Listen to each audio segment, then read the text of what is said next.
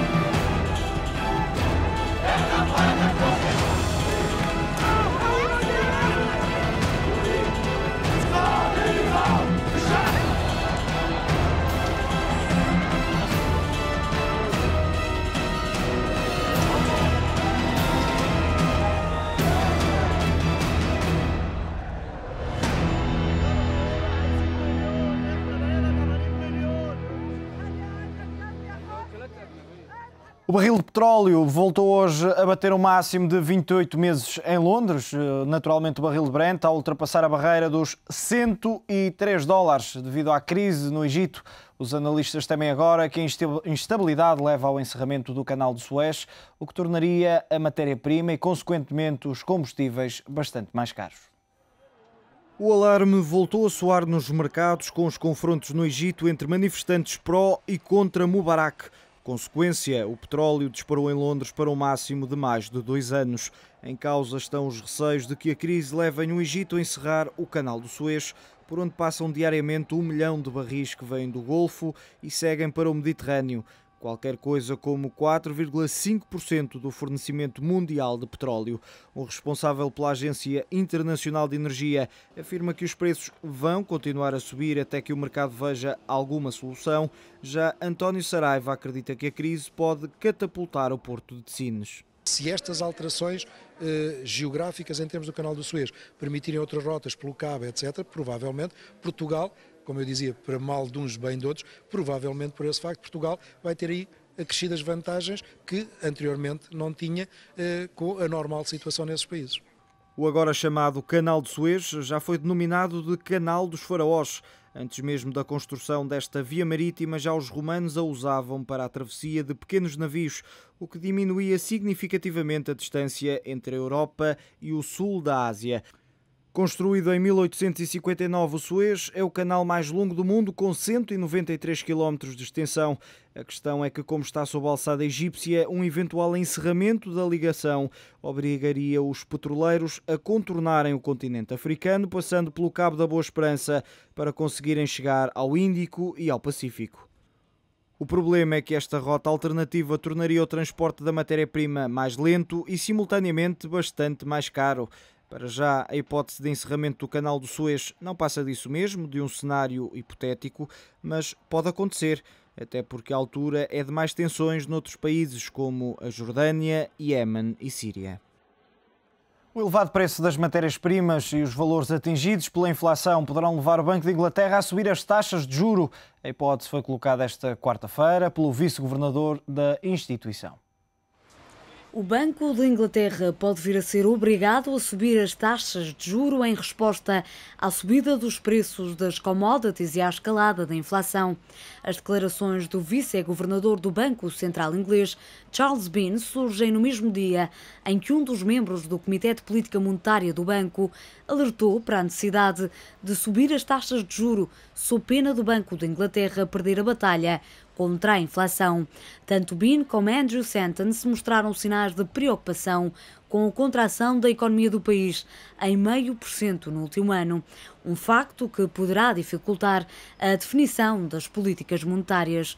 Ainda assim, as previsões para a economia inglesa nos próximos 12 meses são otimistas. Esta semana foi divulgado um estudo que revela que a produção no país cresceu e que o setor da construção recuperou de uma queda sazonal registada no mês de dezembro. Os futuros das taxas de juros caíram de forma acentuada, com as declarações de Benny Sentence. A acompanhar esta queda esteve a subida da Libra, sustentada pelas expectativas dos investidores de que o Banco da Inglaterra vai agravar as taxas de juro muito em breve. Charles Bean avançou ainda nas declarações que fez a um jornal regional que o Banco da Inglaterra acredita que a inflação deverá cair este ano para a meta estipulada pela instituição, os 2%. Isto partindo do princípio de que não haverá um choque dos preços, mas caso os preços das commodities se mantenham elevados, parece ser inevitável. O Banco Central de Inglaterra vai mesmo ter de adotar medidas duras de combate às pressões inflacionistas. Os analistas apostam já na subida das taxas de juro na próxima semana, na reunião do Comitê de Políticas Monetárias, mas existe também a forte possibilidade de um agravamento das taxas apenas no mês de maio. O Banco Central Europeu vai reunir hoje e decidir se mantém a taxa de juro de referência inalterada. Alguns analistas acreditam que o BCE vai manter o índice em 1%, apesar do aumento da taxa começar a ser esperado no mercado. Jean-Claude Trichet já alertou que existem pressões inflacionistas. Segundo o Eurostat, a inflação na zona euro subiu para 2,4% em janeiro, o que significa um valor superior ao limite do BCE de 2%. Há 20 meses que a instituição do Jean-Claude Trichet mantém a taxa de juros de referência estabilizada.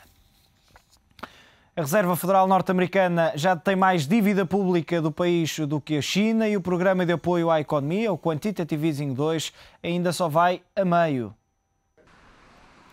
Segundo dados divulgados pela Reserva de Nova Iorque, a Fed tem agora 1.108 milhões de dólares em dívida norte-americana de várias maturidades.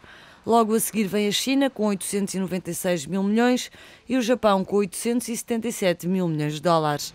A Fed fez a maioria das compras no âmbito do programa de Quantitative Easing 2, que prevê injetar na economia 600 mil milhões de dólares através da compra de dívida pública. Segundo a Fed de Nova Iorque, o programa vai a meio da sua execução até junho.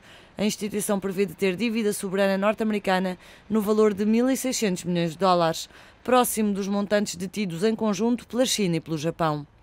A Fed está a comprar títulos do Tesouro através de 2 programas, ao abrigo do Quantitative Easing 2, que termina em junho e vale 600 mil milhões de dólares, e ao mesmo tempo comprou 30 mil milhões de dólares financiados por dívida emitida por entidades financeiras públicas. Entre os 2 programas, a Fed pretende comprar até junho 800 mil milhões de dólares. Mais de 2/3 da dívida adquirida pela Fed tem maturidades entre 4 anos e meio e 10 anos. Estas compras têm ajudado a manter baixas as yields da dívida norte-americana. O grande teste será quando acabar o programa de compra de dívida, em junho.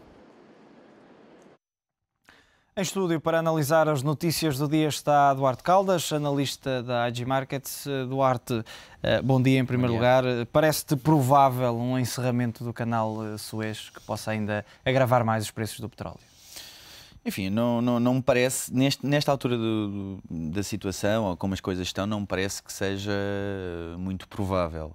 Parece-me que a situação talvez ainda esteja relativamente controlada. Mas, caso nós assistamos a uma escalada da violência e uma intervenção mais massiva das Forças Armadas, poderá acontecer.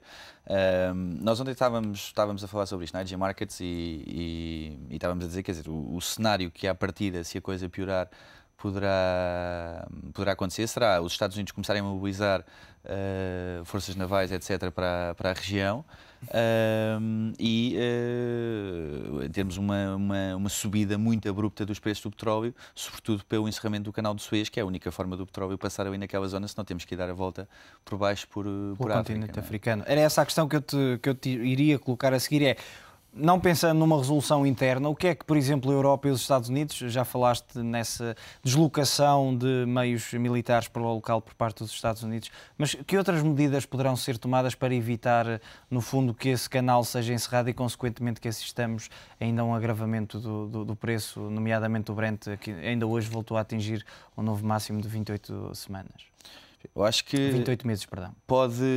Eu acho que há muito pouca coisa que a comunidade internacional pode fazer, sobretudo diplomacia.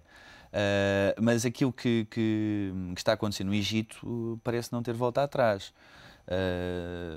Enfim, parece-me sinceramente que a situação é para continuar. O presidente Mubarak já tinha dito que antes de setembro não sai, também que não se pretendia candidatar às eleições. De qualquer das formas, o facto enfim, da população não ter ficado contente com isso e continuar a exigir a saída do presidente imediatamente, faz com que a situação possa ainda continuar durante mais algum tempo e vir a piorar. A comunidade internacional parece-me que, além de eventualmente apelar a alguma acalmia ou alguma tranquilidade, ou desejar que as coisas, ou que esta revolução, porque é uma revolução que está aqui a acontecer, decorra sem violência, há pouca coisa que se pode fazer, porque é uma questão interna do Egito. Ontem, por exemplo, o Brent tinha atingido um novo máximo, ainda assim acabou por aliviar no final da sessão, depois de conhecidas as reservas norte-americanas, mas estas subidas vão, mais cedo ou mais tarde, ter consequências nos bolsos das famílias, nomeadamente através do preço dos combustíveis, quando se refletirem ou não. Não, eu acho que sim, com certeza que sim. Aliás, o Brent, há aqui um pormenor que eu gostava de notar, e que eu acho que talvez seja interessante de referir. Nós já temos vindo a assistir nos últimos meses a um preço superior, ou o diferencial, o spread entre o light crude e o Brent tem vindo a alargar-se nos últimos meses. Portanto, historicamente o spread costuma ser ali de 2 ou 3 dólares e o spread neste momento está em cerca de 10 dólares. Portanto, estamos a falar de um spread muito alargado em comparação com os valores históricos. Isso prende-se com os problemas que houve nas plataformas do Mar do Norte, o mau tempo que afetou. Agora, o spread estava ali nos 7, 8, alargou agora para 10, muito depois de começar estes problemas ali no Egito, por problemas relativos ao canal do Suez. A Europa foi muito afetada. Também é mais fácil aos investidores negociarem portanto, no Brent do que no White Crude, porque o rollover nos vários contratos também é mais caro no White Crude do que no Brent. Portanto, o Brent é o petróleo mais caro. Estou a referir isto porquê? Porque eventualmente pode ser uma altura simpática para nós eventualmente podemos fazer aqui um trade não direcional, portanto não estarmos dependentes da subida ou da descida do preço do petróleo, mas apostamos única e exclusivamente que o spread poderá contrair entre os dois tipos de petróleo, por assim dizer, os dois crudos. Agora, relativamente ao impacto que poderão ter aqui os preços do Brent, com certeza que sim, nomeadamente desde logo na inflação. Isso já se tem vindo a verificar com o aumento dos preços dos combustíveis nas últimas semanas.